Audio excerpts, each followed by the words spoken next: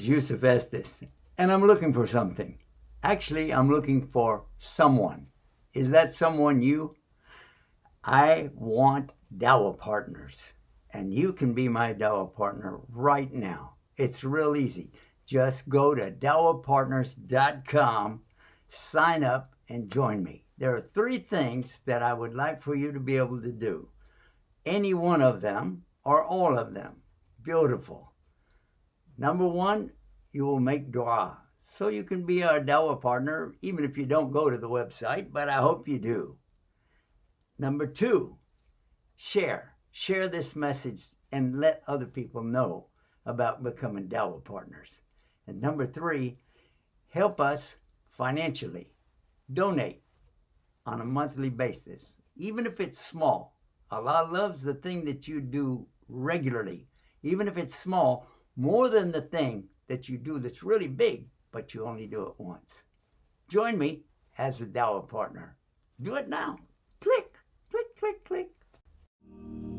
A way of life, a way of life, a way of life, a way of life. Islam is a way of life, a complete way.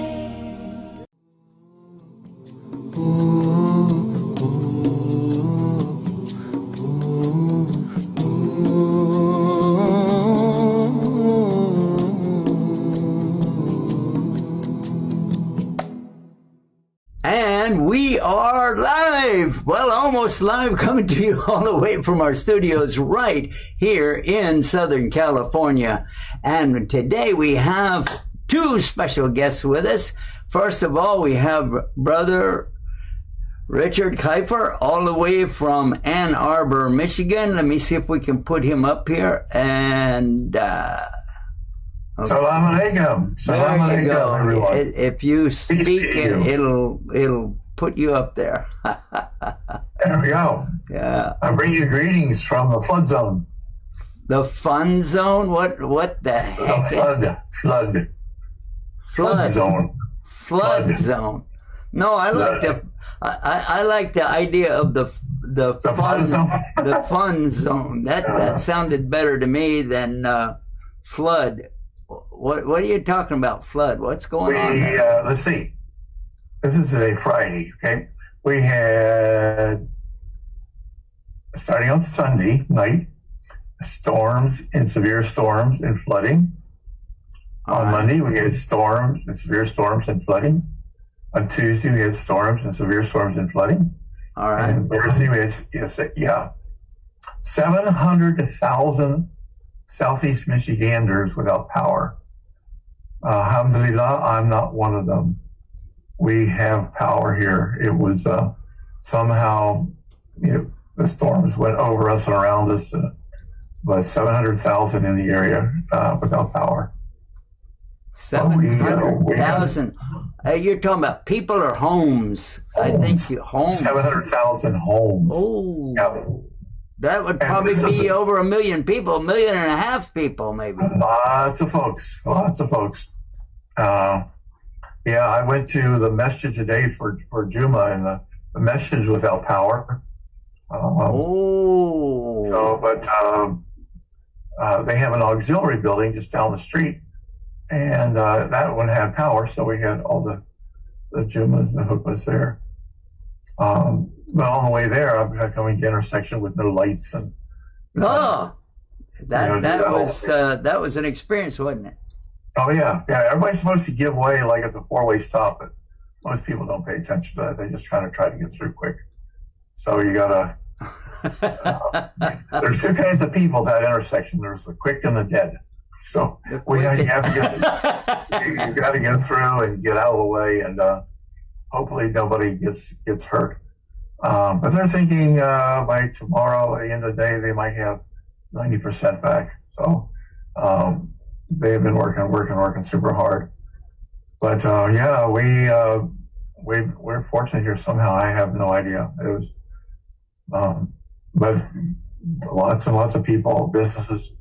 Yeah, yeah, we had a lot of people out there looking for Genesis 6 to learn how to what would it take to build the ark, and so they were looking about chapter 6. You're talking about chapter 6 of Genesis, not verse Right. 6 of Yeah. chapter 1.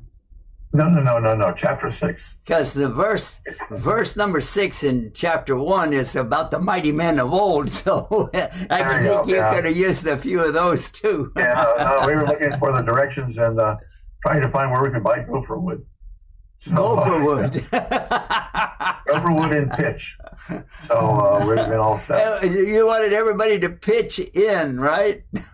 Okay. Yeah, Okay. but, Enough of all of that. Let's we bring in had, we Sister. had freeways that were flooded. It was just a mess. All right.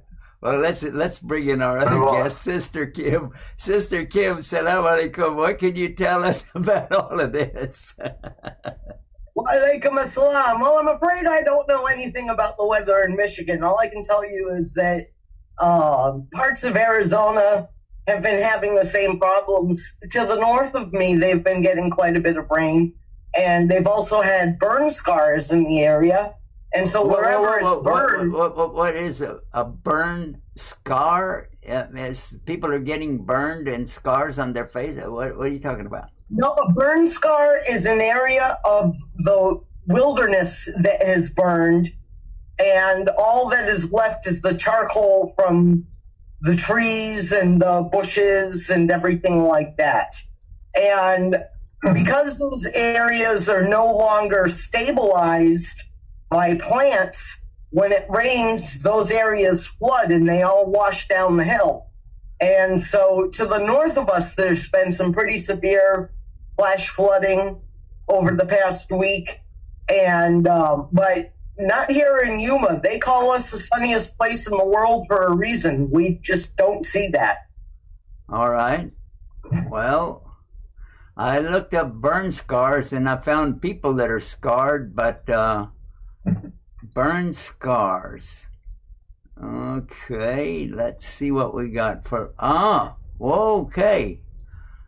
Wow, this is taken from a satellite, and it is.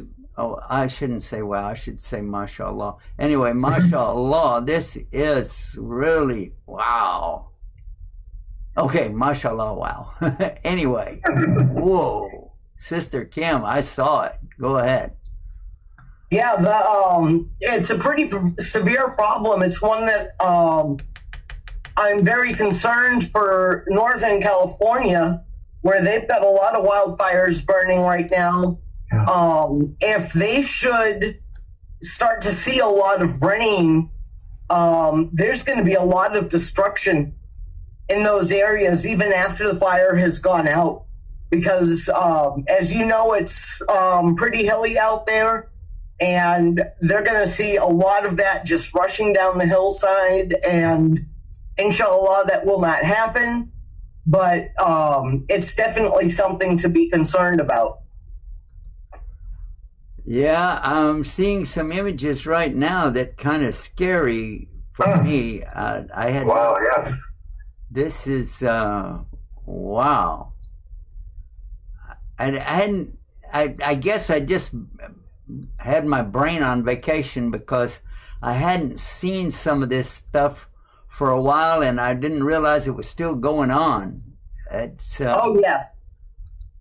If you're in the northern part of the country for the past couple of weeks, you've probably been dealing with poor breathing conditions outside and been having air quality alerts because the smoke from the fires in California and Oregon and Montana and stuff like that have made it all the way to Washington, D.C. Oh no! Wait! Whoa! That's impossible. Nope, not impossible. Improbable, but impossible. Not impossible. Wow! That is really. I just saw that the pictures. This is yeah, really astounding. I got one more on here.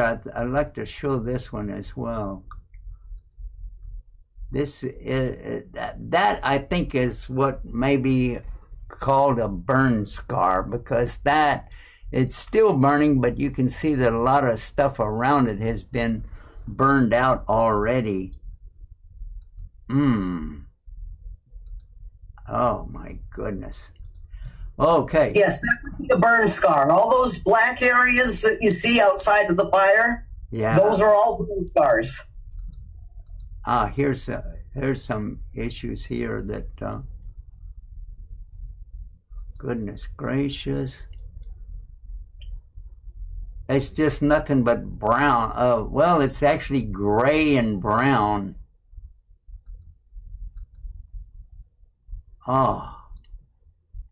That was once a forest.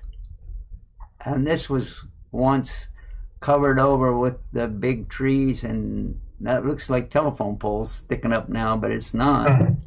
Wow. My goodness. My goodness.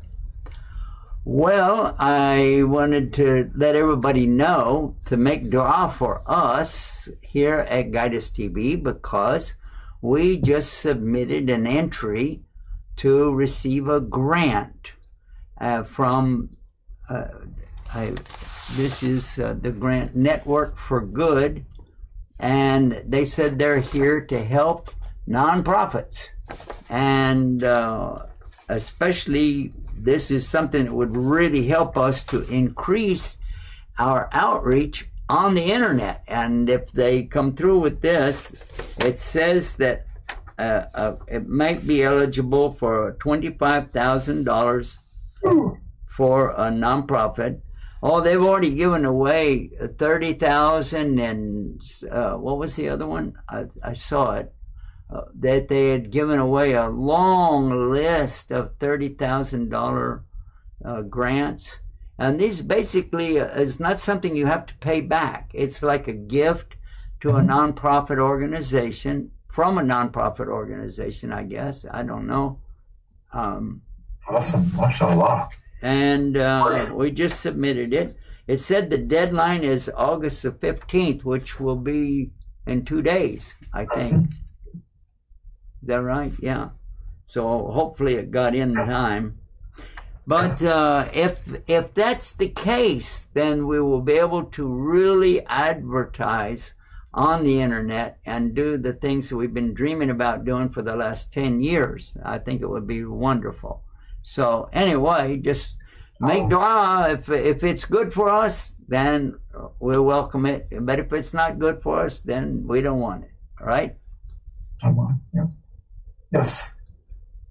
Okay, Richard. Now, I hope I'm not taking up too much time here, but I was speaking to Richard before the show started, and based off our past 2 episodes, Richard had a few words that he wanted to say. Would we have time for that?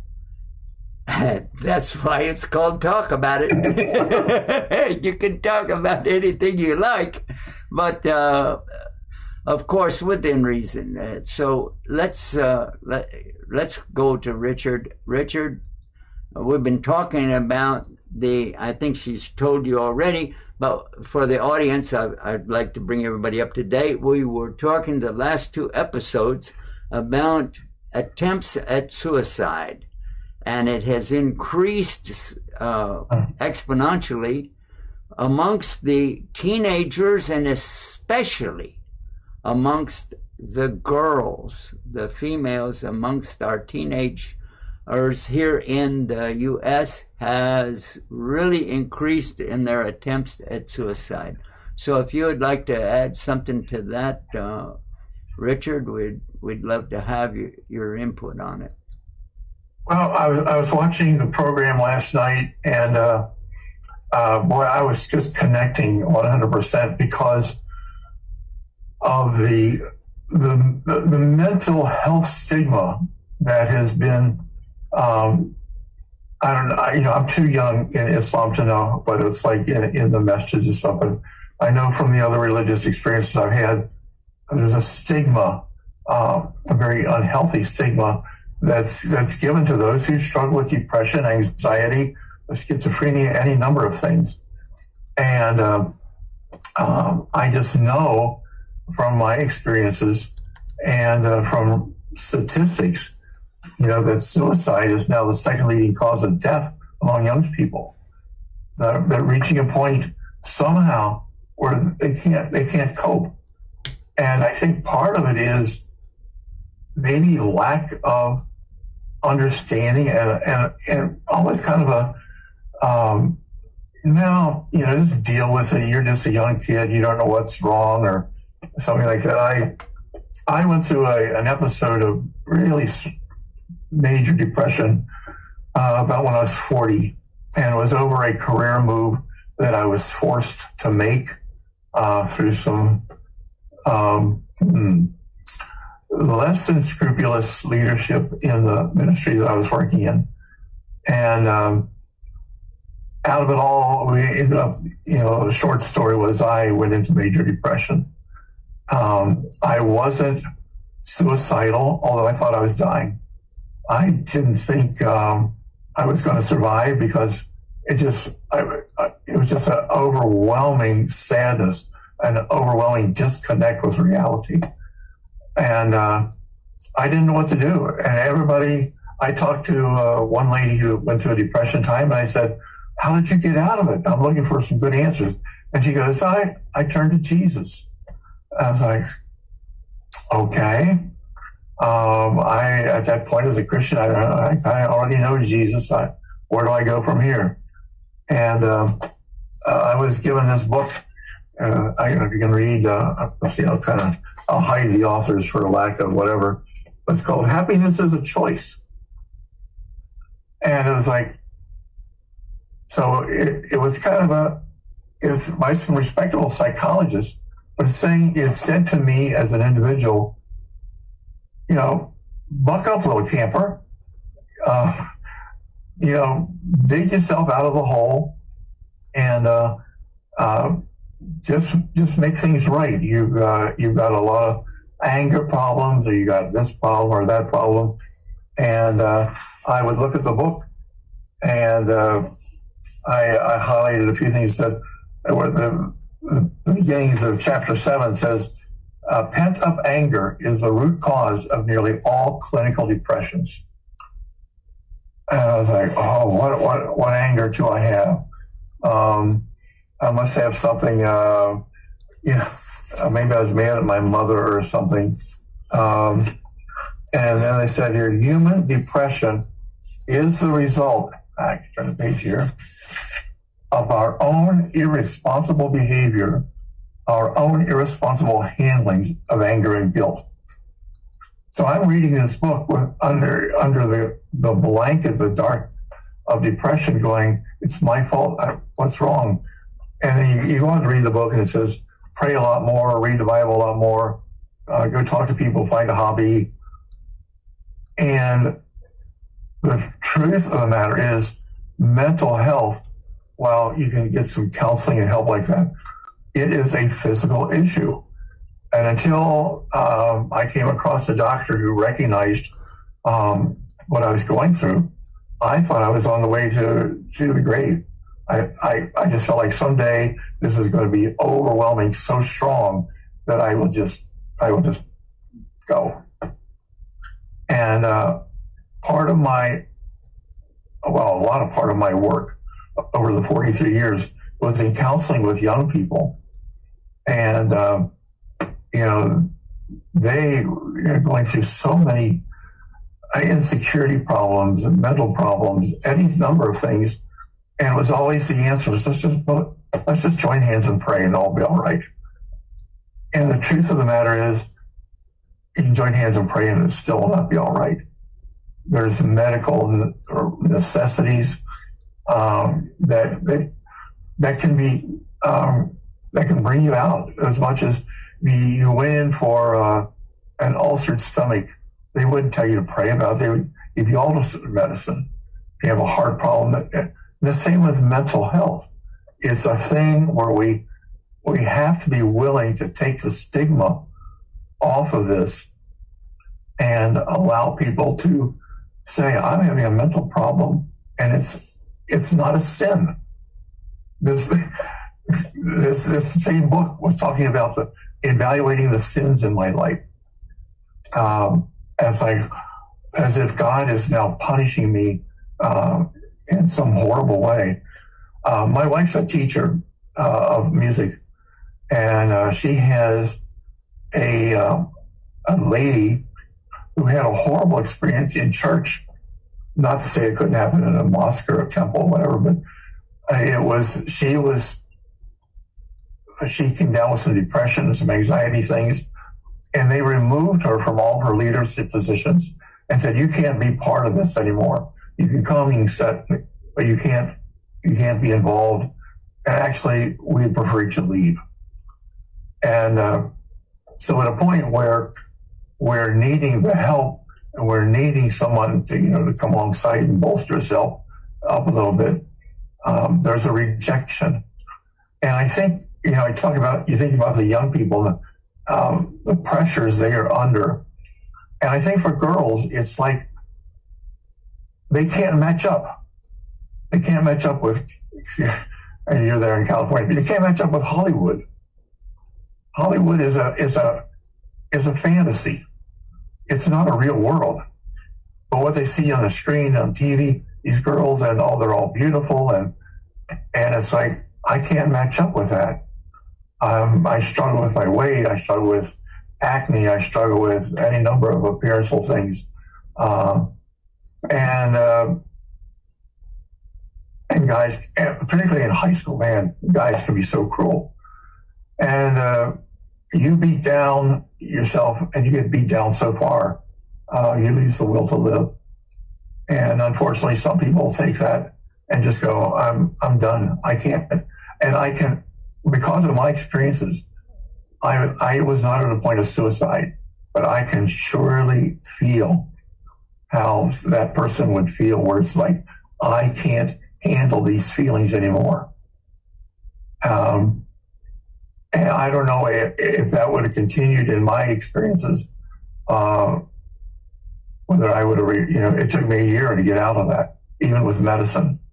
And I don't know, if I did not have medical help and a supportive wife to help along the way, I don't know, maybe I would have reached a suicidal point. But the thing I'm trying to point out is that 1 in 5 U.S. adults, according to the National Alliance of Mental Illness, have mental illnesses every year. And that's 50% of all lifetime mental illness begins at age 14. So, I mean, there's a mental problem that's also a physical problem. And I just remember the feeling, I started taking the medicine, and my brain felt like so disconnected. All of a sudden, I could feel like the little synapses starting to catch with each other. And it's like, start to think right. And I would just hope in the Muslim community, if someone around you or someone in your family is struggling with depression, anxiety, these are not sinful things. There's some emotional things attached, but there's some physical things that can be helped with medicine. And, I guess it'd be like, if I had, well, I do have eye problems as well, and glasses, but if I took my glasses off and just said, if God wants me to see, I'll pray and I'll be able to see okay. and that doesn't work. So I wear my glasses. And so it's like, if I'm dealing with anxiety and depression and these things, it's like, no, I can't just pray my way out of it. I cannot read my Bible, my Quran out of it. I need help, and I need the acceptance of the community and the support to say, as much as we would gush with sympathy and support for anybody having a heart attack, kidney failure, pneumonia, Parkinson's, any of them, we'd always support. Yes, we'll pray and help everything and take the medicine and everything. But you come around and say, man, I'm depressed. Oh, you got to pray. No. You need help.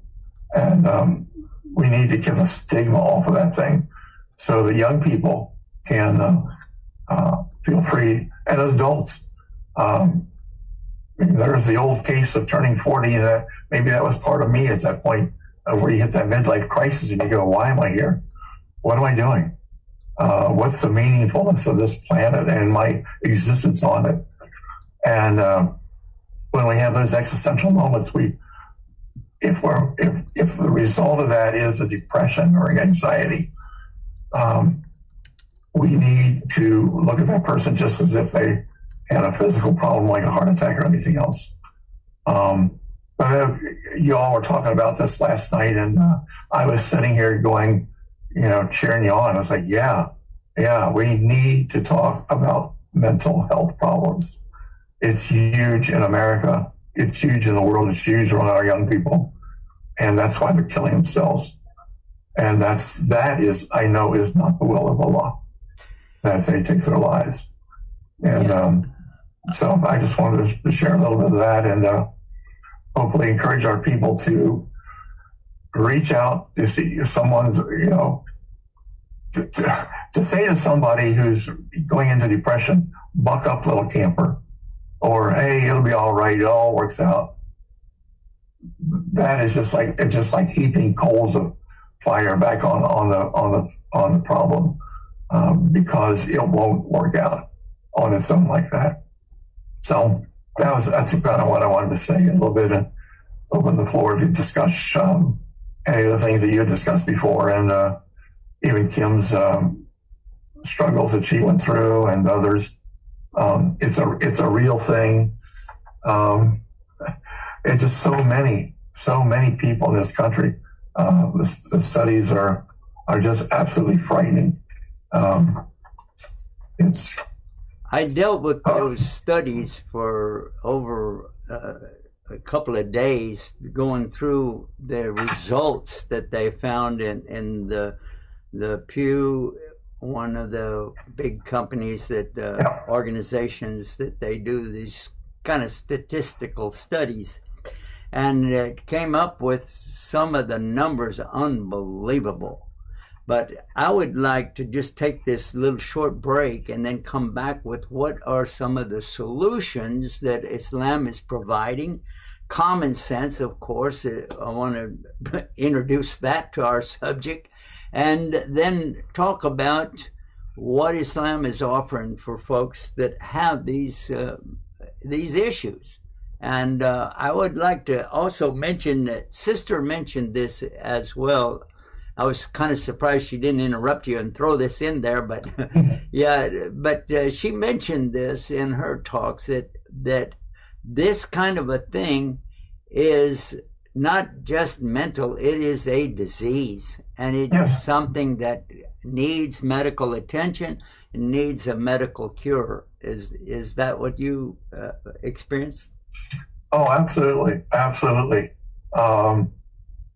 There's a slice of Christianity that believes, a prayer is the only thing you need anyway. And maybe that's the truth in other situations as well. But no, it's a disease. It's a mental. There are chemicals that aren't working right in the brain. And we have medicines that can correct that. And we can't have the stigma of going, oh, poor Lucy there. She's got a mental problem. So we kind of isolate her. Yeah. All right. So let's take this short little break, and then we'll come right back, and we'll have more for us about the subject and what is our purpose of life. How can I find this? How can I get a balance in my life between what is going on and what I can do about it? So let's take this short break and stay guided with TV. Yeah. Guide Us TV, watched by many, loved by all. New Muslims, young Muslims, born Muslims, non-Muslims, all enjoy it. Guide Us TV, never ads, always free. Let's keep it free, no ads. Support and share. And get guided with Guide Us TV.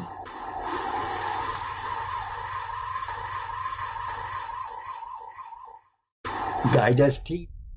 And we're back, and we're continuing our conversation from last night where we talked about suicide and thinking of suicide, and we're now about to talk about what Islam has to say about it and what Islam has to offer for those who have been having suicidal ideations.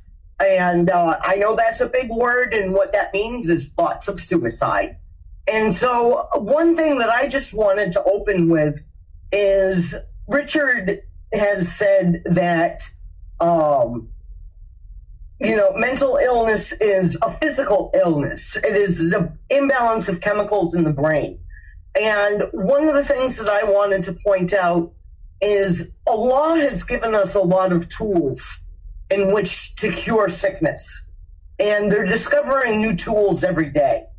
And in my very humble opinion, the stigma of mental illness and taking pills to correct the problems in the brain has such a bad rap. And some people will even make you think, well, it makes you a bad Muslim. And because, you're not relying on the law. And I just wanted to say that, in my opinion, Allah gave us and gave scientists the medication to treat these illnesses. This was a gift from Allah, and we would be remiss in dismissing those just because of the stigma surrounding them. And I urge everybody who has been prescribed to take their medications for mental illness, take them. You are not weak for doing so. No. There's a statistic, one I didn't get to that I wanted to point out, is that 55% of all the counties in America do not have a psychiatrist. What?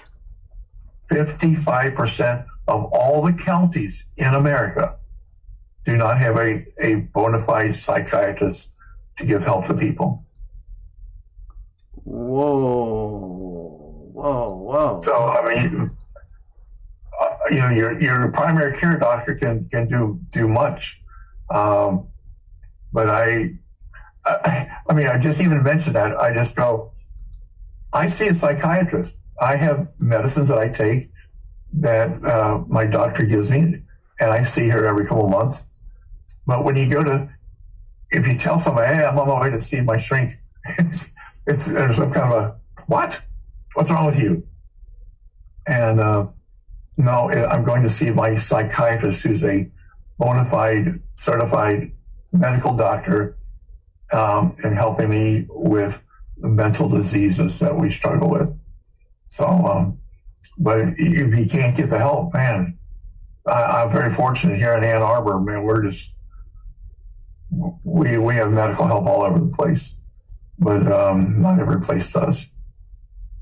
Yeah, Yuma is one of those places where it is very difficult to get in to see a psychiatrist. Mm-hmm. When I moved here, I did not expect, I figured, a bigger city than the one that I lived in South Dakota would have plenty of psychiatrists. And it has taken me over a year in living here, and,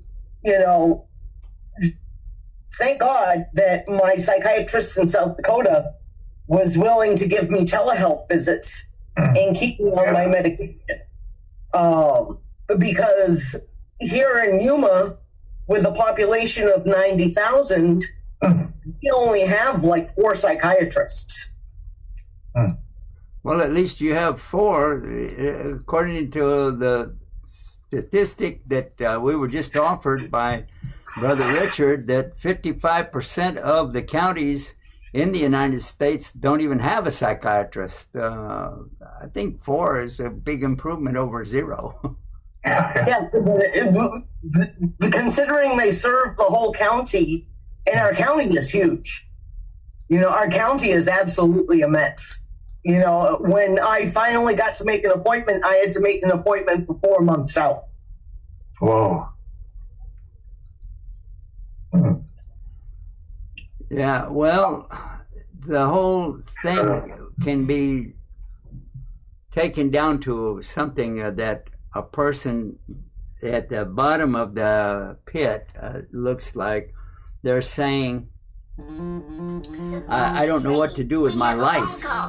And, okay, we have somebody calling in. Let's take the caller. Live show SH Yusuf. All right. Salam alaikum. Assalam. How are you, my brother? MashaAllah, MashaAllah. This is, I think that it's Habib calling us from the far eastern province of Canada. What's the name of it? New Brunswick. I'm in Fredericton. Richard, I want to thank you for what you said. This is something that is very important for people to hear, and because of the whole stigma about mental illness and the fact that how do we deal with this as a community? Richard, you'd like to...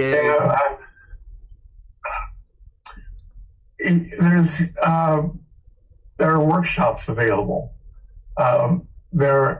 If you're in a community where there are, psychiatrists, mental health people, they can come to the masjid and just enlighten the community on the struggles that people are dealing with.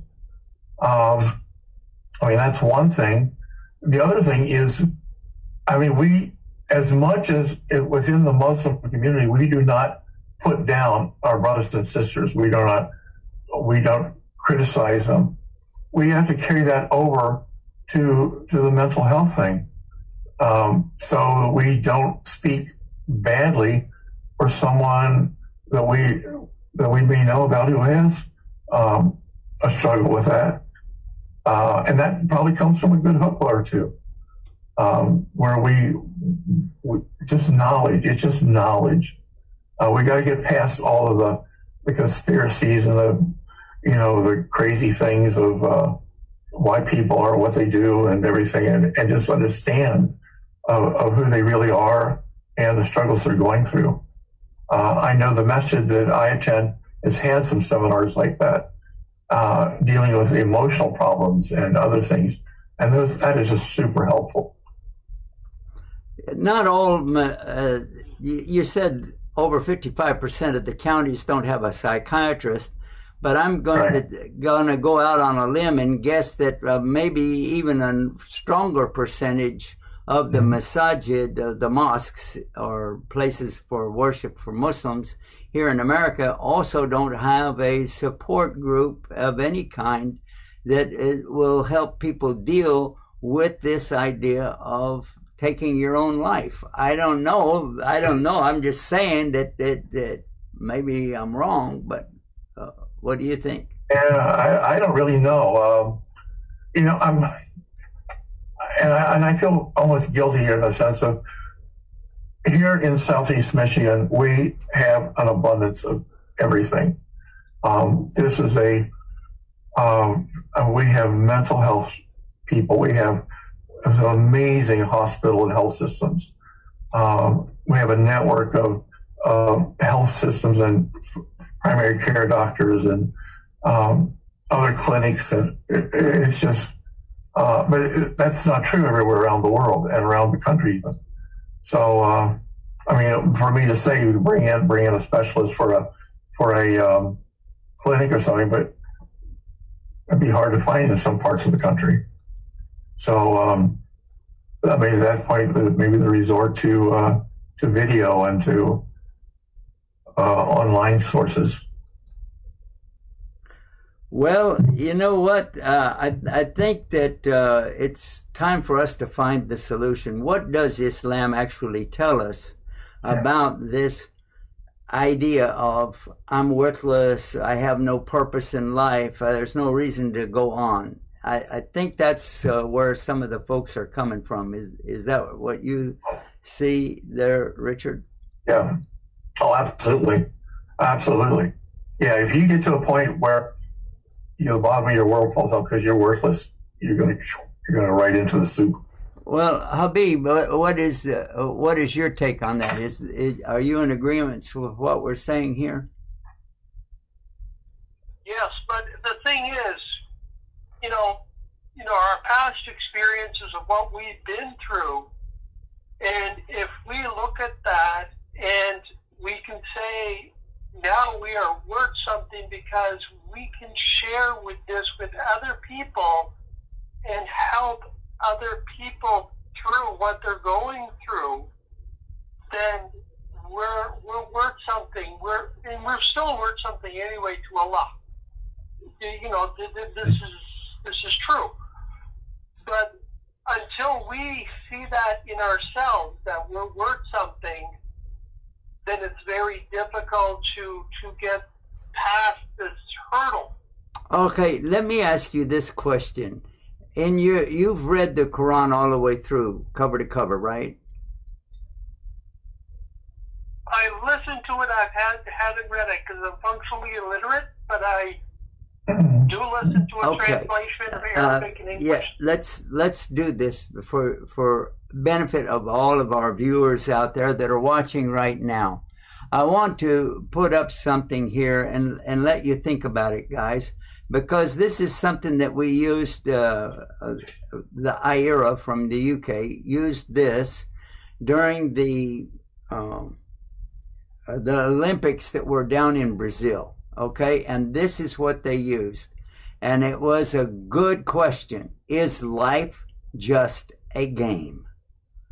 And I'm putting that up on the screen so you can see they used some images within the letters to see that the word has something on the S. There is looks like a boot for the L. The Coke bottle is representing the I. Then on top of the F, you can see an automobile, the eating utensils on the E. You can see, and then there's an airplane. There's on the word game, the G is one of those, what do you call the thing that you play with, that you make it? Game controller. Game controller, a controller for the game. All of that, is equal. That this is life just a game? Is life all about getting money? Is life all about getting a position, about being famous? Is it about who gets the highest marks in this or that? Intelligence, IQ. There are a lot of people competing in different games like this.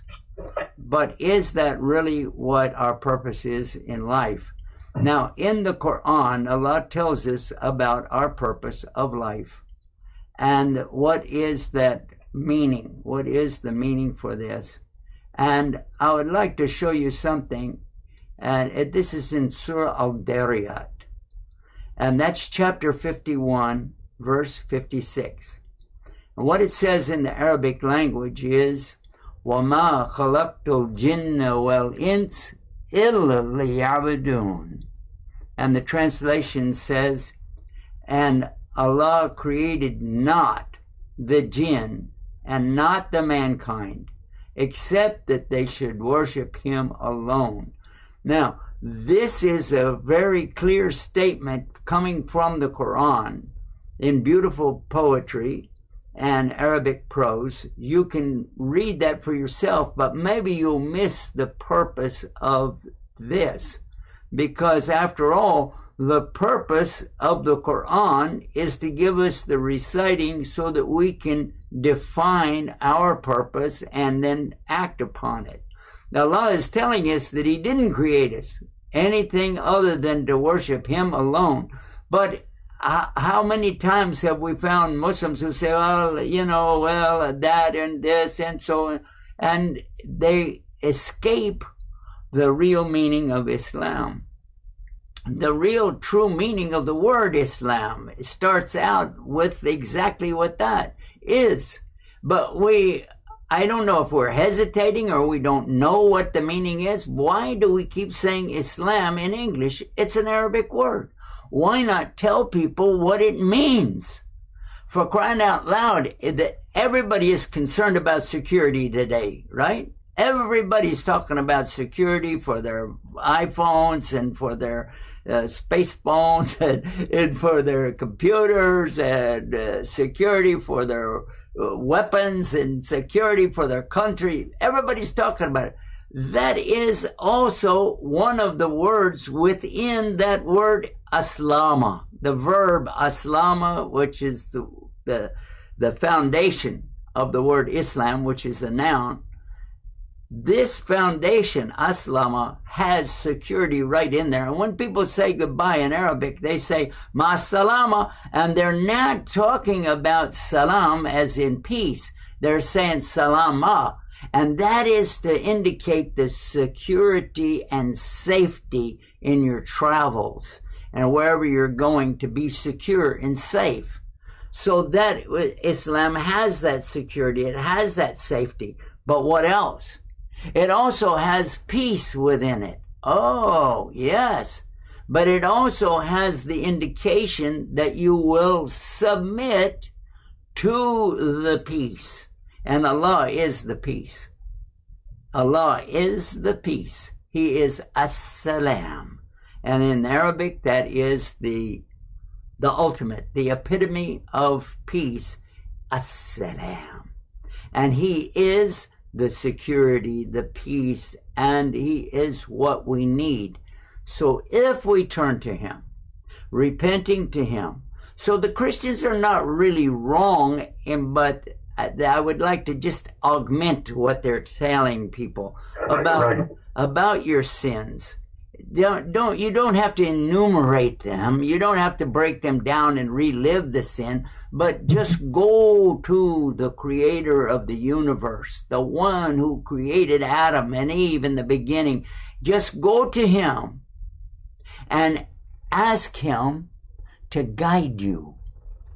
Just ask Him to guide you what you should do next.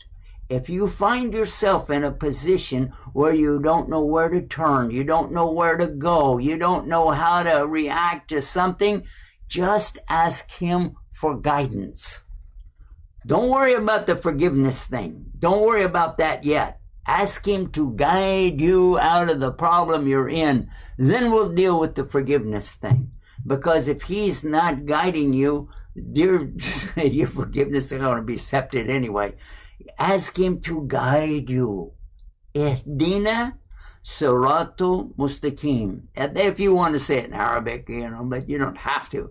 But that means guide us, all of us, guide us to the straight path. The straight path. Which path? Siratul ladina an'amta alayhim. The straight path of those who have the favor of Allah. I want Allah's favor. You want Allah's favor. We all need Allah's favor. So that's the path. And then, ghayrul maghdubi alayhim. And not the path of the people who have Allah's ghadab, His anger, His wrath. I don't want that. Waladolin. And also, I don't want the path of those people that are lost and can't find their hat with both hands. I don't want to be on that road. So ask Almighty God, the creator and the sustainer of the universe, ask Him, God, guide me. You can even put it like a question. God, will you guide me? God, help me. I think that you get the idea. I hope you get the idea. Allah tells us The only purpose we were created was just to worship Him alone. And how am I going to do that? Ask Him to guide you, and He will show you. So there is the answer right there in simple terms, in one simple verse of the Quran. May I say something? وَمَا خَلَقْتُ الْجِنَّ وَالْإِنسَ إِلَّا لِيَعْبُدُونَ. And Allah created not the jinn and the mankind except to worship Him alone. Sister Kim, go right ahead, sister. Go ahead. One thing that people that suffer from anxiety and depression often encounter is that they lack structure in their lives. They don't know what to do. They've lost their way. And so they curl up in bed or they blank out to the TV and they refuse to interact. One of the things that Islam can give to those people is structure. In fulfilling Allah's decree that we are to worship Him and Him alone, we're given 5 times a day that are set aside with which to worship Him. You can worship Him more, but you at least have to settle with those 5 times a day. But a lot of people suffering from depression turn away from prayer. You'd think that they'd be all about praying, but some people just say it's not worth it. It is worth it. For the structure of sitting down or standing and submitting 5 times a day, it gives you a goal to look forward to. It gives you 5 times a day in which you can seek out that inner peace. And it gives you 5 times a day to connect to Allah. And so for Muslims who are wondering, what is the point of prayer when I feel this way? The point of prayer is that God doesn't need our prayers. We need our prayers. And it will put you in a different mental state that will be beneficial for you. And it gives you that open connection to Allah. And so if you are feeling depressed, try going back to your prayers. See if the structure helps you. I can almost guarantee that it will. In the remembrance of Allah, there is peace. Actually, that's a very good ayah as well. It's also translated in the remembrance of Allah. Verily, in the remembrance of Allah do hearts find rest. And that's in chapter 13, verse 28, if you go by the numbers like I do. This, all of what we're talking about right now is how to get started with your connection with Allah. Now, I've really appreciated you using those words that you did to talk about our connection, our prayers, and how that is a connection. Because the word salah does not mean prayers. Now, I know a lot of people are going to jump up and down and say, whoa, whoa, whoa, whoa, whoa, whoa. No, salah is prayers. Salah is prayers. Salah has prayers within it. In the Arabic language, the word dua means to pray. But the word salah gives you that connection to the one you're praying to. You praying to Allah, so you do salah. When you do any other prayer, then it could be to anybody. People actually, whenever you go into court, you're praying to the judge to hear your case.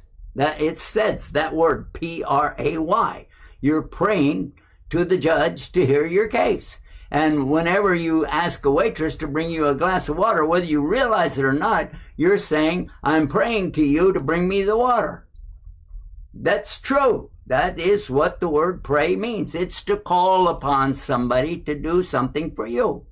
Yeah, that's the word pray. But the word salah does not mean that. Salah is a special thing for Muslims to be able to direct connect right away to the Lord above. And if you haven't experienced that, trust me, That is one of the beautiful things about Islam, when you know that you are making that connection with Allah. Even as many times as I've done this over the years, and I've already had 30 years, alhamdulillah rabbil alameen, of experiencing Islam, and never leaving the salah, every day, every day, every day. Sometimes when you're traveling, it gets screwed up on the timings and all, but that's still, you have your connection. You don't want to miss one day. A day without your connection to Allah is like one of the most miserable days that you will ever talk about on the day of judgment. That is a fact, Jack.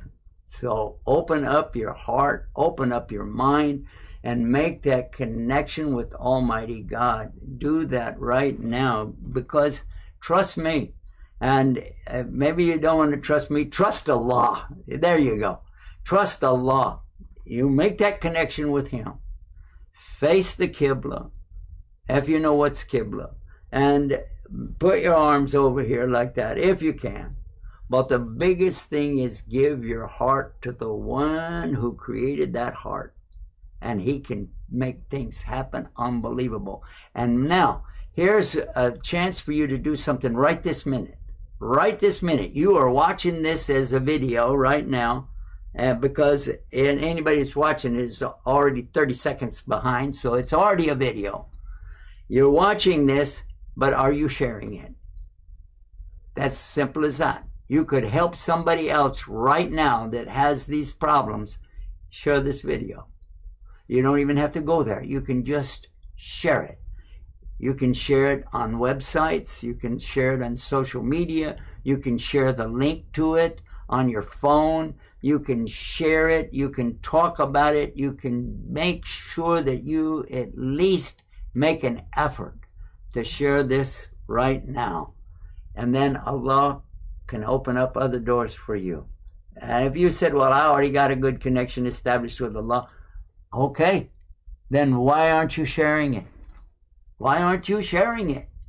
If you have something good from Allah, it's only really good for you when you're sharing it.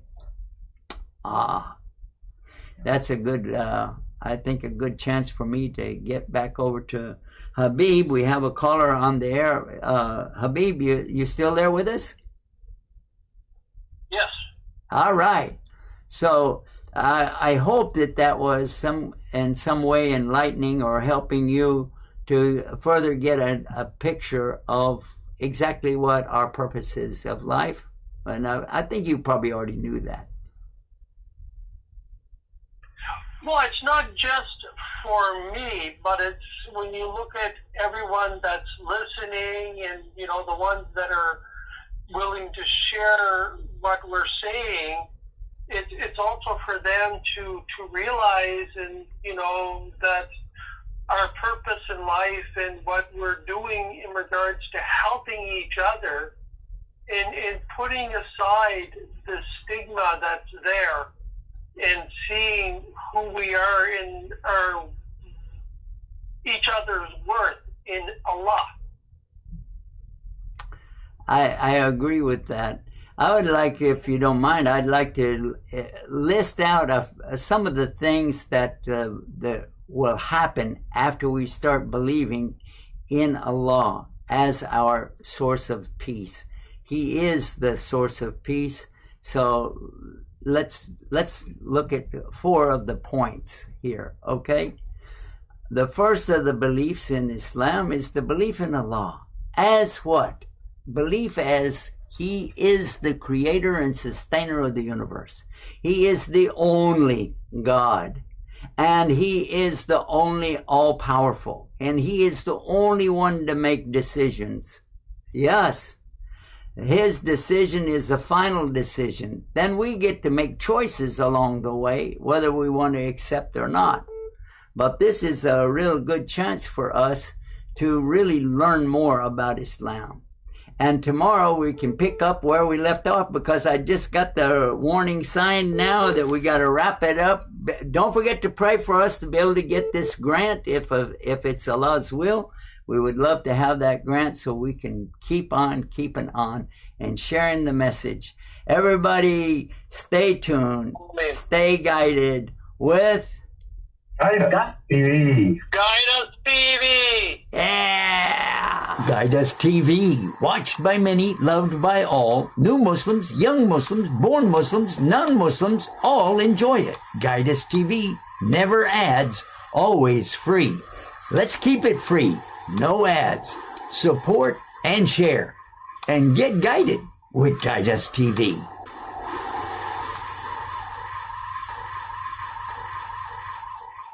Yusuf Estes, and I'm looking for something. Actually, I'm looking for someone. Is that someone you? I want Dawah partners, and you can be my Dawah partner right now. It's real easy. Just go to dawahpartners.com, sign up, and join me. There are 3 things that I would like for you to be able to do. Any one of them or all of them. Beautiful. Number 1, you will make dua. So you can be our Dawah partner, even if you don't go to the website, but I hope you do. Number 2, share. Share this message and let other people know about becoming Dawah partners. And number 3, help us financially. Donate on a monthly basis, even if it's small. Allah loves the thing that you do regularly, even if it's small, more than the thing that you do that's really big, but you only do it once. Join me as a Dawah partner. Do it now. Click, click, click, click.